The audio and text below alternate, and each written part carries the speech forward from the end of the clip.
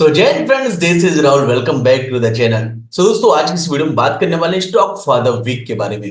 देखेंगे वो कौन से बेहतरीन स्टॉक है जिनमें लॉन्ग साइड का ट्रेड बन सकता है, यानी वो कौन सा स्टॉक है जो हमारी रडार पे आ हुआ है।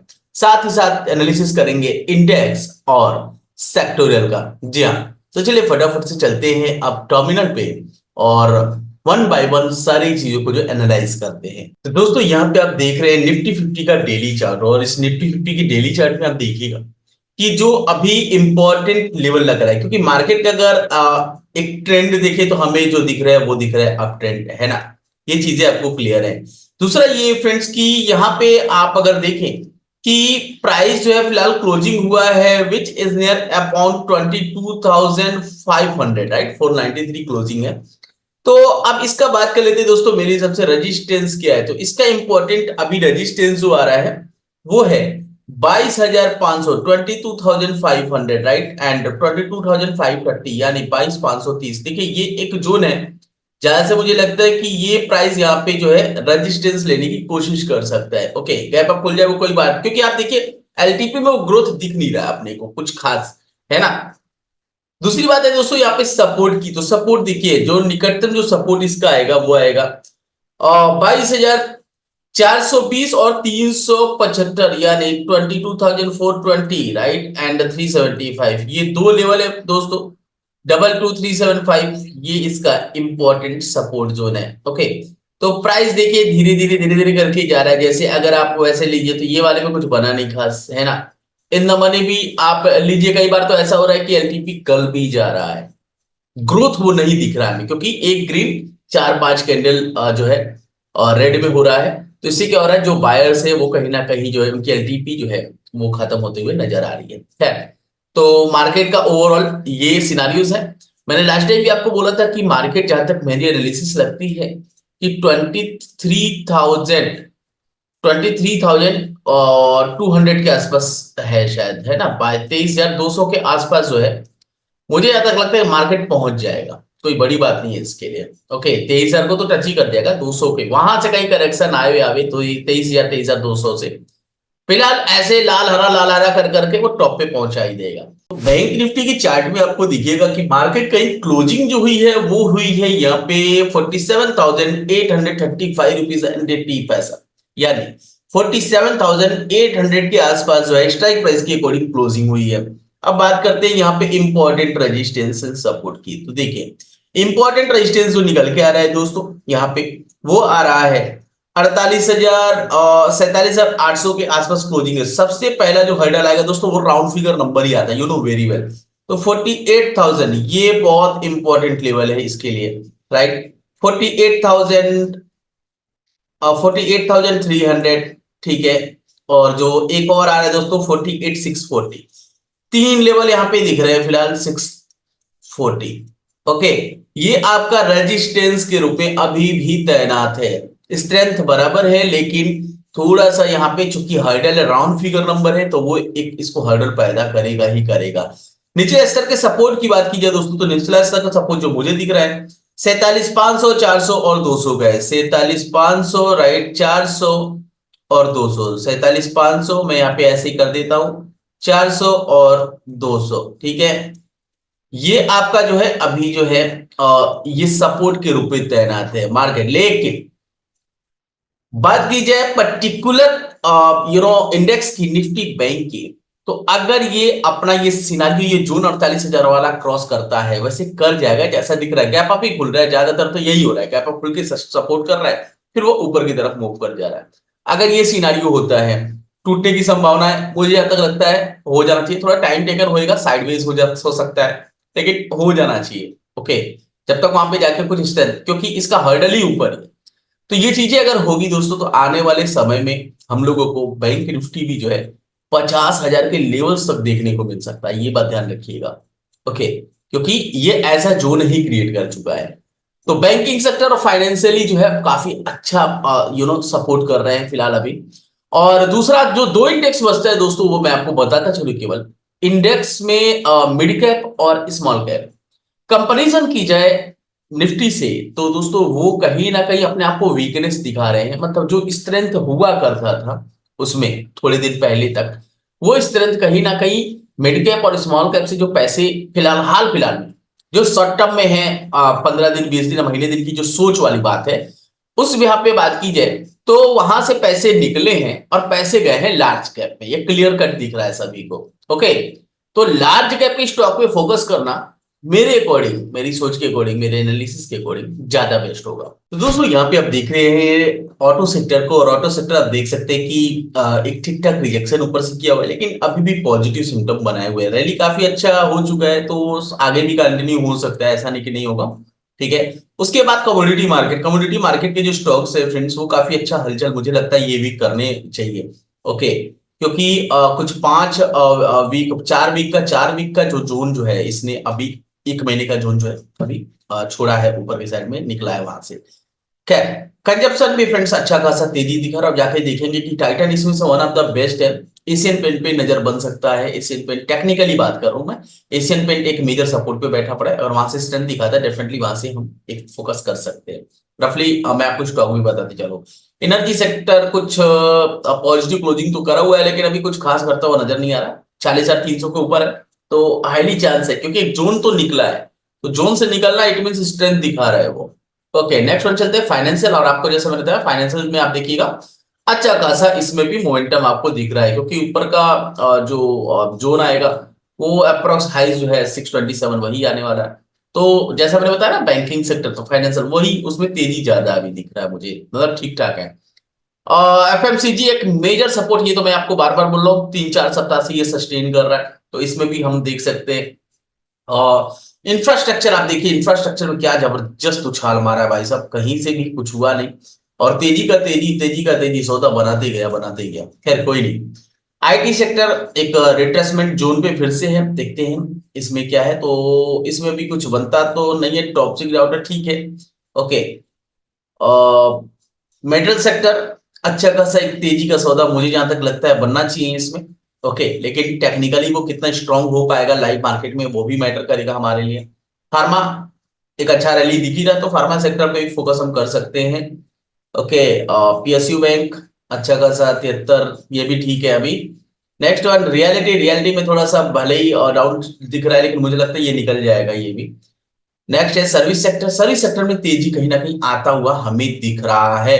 आप देखेंगे कि ये दिसंबर 2023 से ये अटका पड़ा था, उसके बाद से ये पूरा जो है 2021 से लेके 2023 यानी 28 नवंबर तक अटका पड़ा था। 2 कैंडल का केवल एक तेजी दिखा, फिर से सस्टेन कर गया, तो इसमें कुछ हुआ नहीं एक्चुअली जो होना चाहिए था।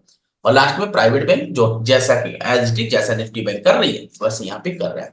दोस्तों ये था सेक्टोरियल, और आपको समझ में आ गया होगा कौन सा तेजी है और किस में है मंदी। तो दोस्तों सबसे पहला जो स्टॉक मेरी रडार पे आया हुआ है वो है टाटा केमिकल्स।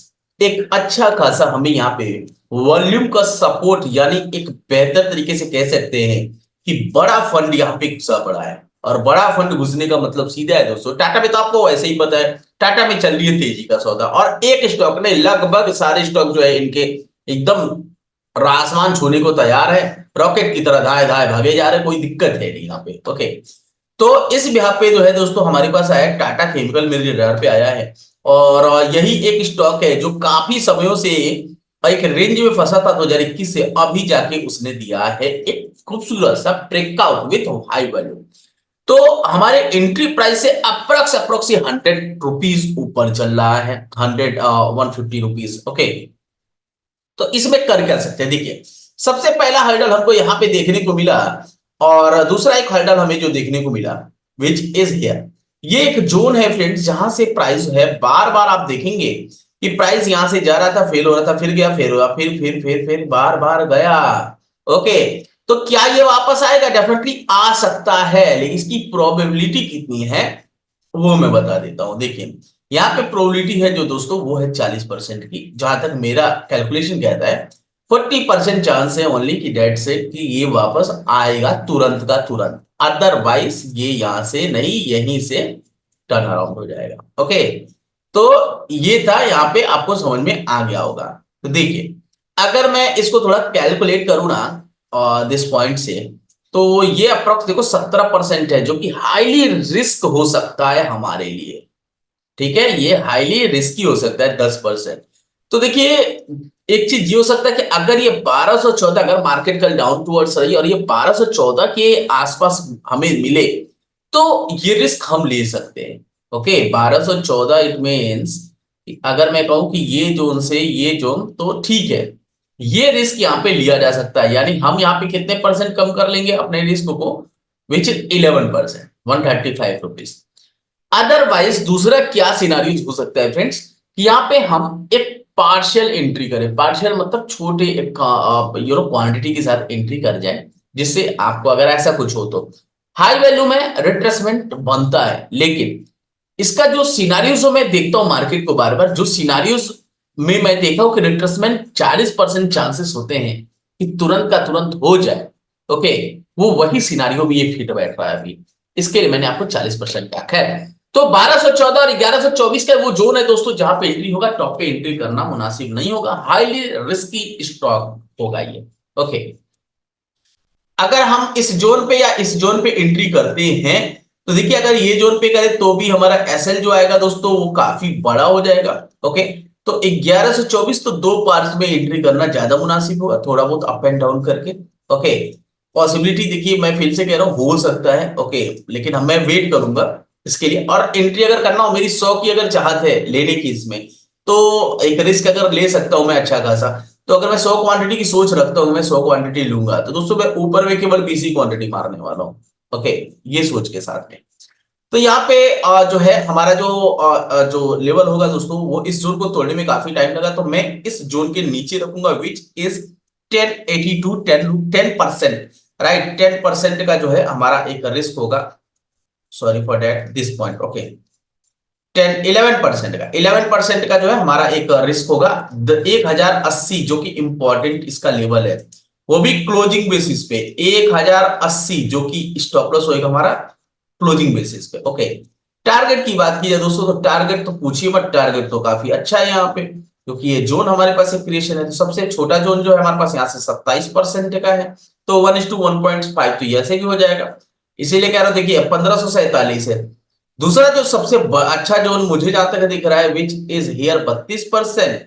और 32% कहाँ आ रहा है, क्या वहीं आ रहा है, अप्रोक्सीमेट वहीं आ रहा है, ठीक है ना, वहीं पे आ रहा है, तो कोई दिक्कत नहीं हमारे साथ। तो 1550-60 का जो है एक टारगेट के साथ हम यहाँ से काम कर सकते हैं। और इसके साथ जो है, लेकिन ये ध्यान रखिएगा हमारी एंट्री सही जगह होनी चाहिए, ठीक है, सही जगह होगी 1550, 1570 का जो टारगेट है। ओके, तो आशा करता हूं टाटा केमिकल हाई वैल्यू में थोड़ा सा इसको हम रडार पे रख सकते हैं। दूसरा स्टॉक है टाटा कम्युनिकेशंस। एक यही स्टॉक है दोस्तों जो कि लगातार तेजी का सौदा अभी तक नहीं दिखा पाया है। और आपको दिखेगा कि 1957 और 1932 ये बहुत इंपॉर्टेंट जोन था, जिसको तोड़ने में इसको टाइम लगा। ओके, और अच्छा खासा तेजी भी मुझे देखने को मिल रहा है।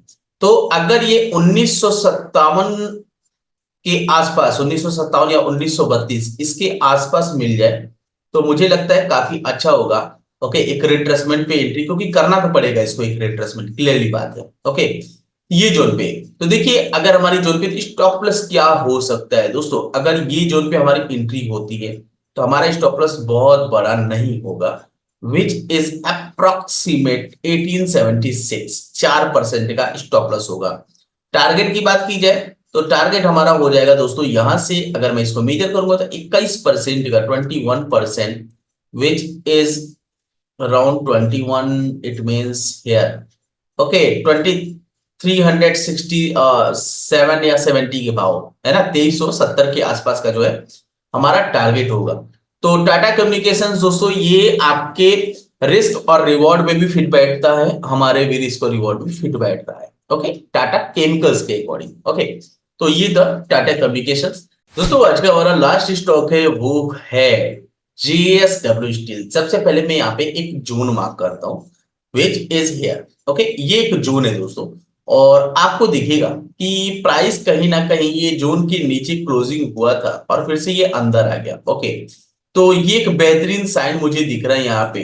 वॉल्यूम का काफी जो है अच्छा परफॉर्मेंस भी दिख रहा है। खैर, सेलिंग बायर का जो है ये लगभग इक्वल का यहाँ पे मोमेंटम चल रहा है, दैट्स वाई नीचे से बाइंग और ऊपर से सेलिंग चल रहा है। ओके, तो ये एक यहाँ पे जो है इंपॉर्टेंट है। तो देखिए इसका हाई है फ्रेंड्स 1840, ओके, तो 840, ठीक है ना। 840 का जो इंपॉर्टेंट है फ्रेंड्स लेवल, वो हमारी एंट्री प्राइस होगी। अगर प्राइस इसके ऊपर एक टाइम फ्रेम पे सस्टेन करता है तो डेफिनेटली एक अच्छा सा सौदा होगा 840 के ऊपर। ओके, स्टॉप लॉस की बात की जाए दोस्तों, तो यहाँ पे स्टॉप लॉस आएगा विच इज राउंड फिगर, अगर मैं यहां से बात करूं तो which is round figure 6.61%। Okay, 55 रुपए का एक एसएल आएगा यहाँ पे। तो स्टॉप लॉस जो होगा below the 784 with closing basis. Okay, and target की बात की जाए तो टारगेट यहाँ पे अगर हम मेजर करेंगे छोटा करके, okay, this point two this point, तो यहाँ पे देखिएगा हमको 13% का है।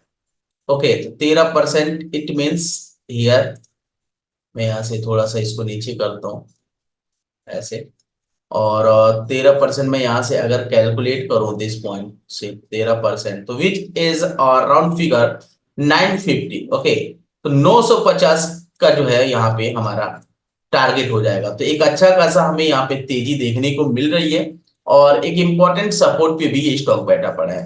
तो दोस्तों ये था हमारा जो 3 बेहतरीन स्टॉक जो मेरी रडार पे आया था, और मैंने आपको वन बाय वन वो सारे एनालिसिस करके दिखा दी जो मेरा माइंड सेटअप यहाँ पे है और जो मेरी सोच है यहाँ पे। ओके, आशा करता हूँ दोस्तों की चीजें आपको समझ में आई होंगी, और मार्केट का मूवमेंट भी आपको समझ में आ रहा होगा।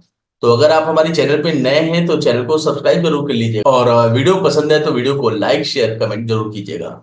मिलते हैं ऐसे ही एक नए स्टॉक ऑफ द सीरीज के इस वीडियो में, तब तक के लिए बाय बाय, जय हिंद।